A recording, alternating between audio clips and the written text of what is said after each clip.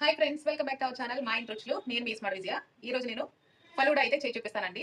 ముందుగా గ్లాసులు తీసుకుని ఇది కలర్ వేసిన షుగర్ సిరప్ అండి. ఇప్పుడు షుగర్ సిరప్ని గ్లాసుల్లో ఈ విధంగా అయితే డెకరేట్ చేసుకోవాలి. ఇలా వేసుకున్న తర్వాత ఇందులో ముందుగా ఉడికించి పెట్టుకున్న సేమియాని వేసుకుందామండి. ఇలా సేమియా అయితే వేసేసుకున్నాను. ఇప్పుడు ఇది కోవా అండి. కోవాని చిక్కటి పాలు వేసి అయితే మిక్సీ పడ్డాను. ఇప్పుడు కోవా కూడా వేసేసుకుందాము.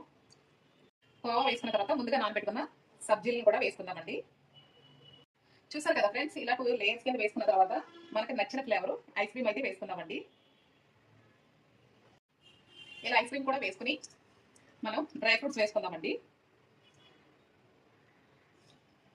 చివరిగా కొద్దిగా టూటీ ఫ్రూటీ కూడా వేసేసుకుంటానండి.